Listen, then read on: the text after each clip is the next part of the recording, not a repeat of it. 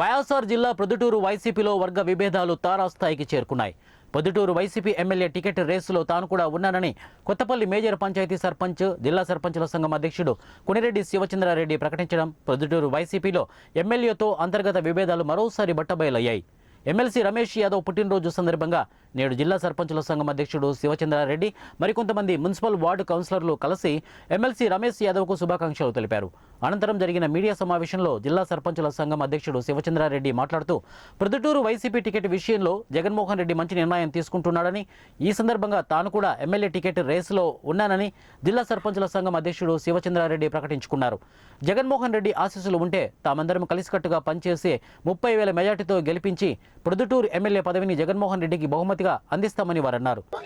MLC Ramesh Yadav 42వ పుట్టినరోజు సందర్భంగా ఆయనకు హృదయపూర్వక పుట్టినరోజు శుభాకాంక్షలు తెలియజేసుకుంటున్నాను. ఖచ్చితంగా ప్రొద్దుటూరు నియోజకవర్గానికి సంబంధించినటువంటిది మంచి నిర్ణయం తీసుకుంటాడు జగన్ సారు. ఆ నిర్ణయానికి మేము పనిచేస్తామని చెప్పి తెలియజేసుకుంటున్నాము. ఈ మధ్యకాలంలో జరుగుతున్నటువంటి పరిణామాలకు మేము కూడా తెలియజేస్తున్నాం. ఎమ్మెల్యే రేస్లో ఉన్నామని చెప్పి తెలియజేసుకుంటున్నాము.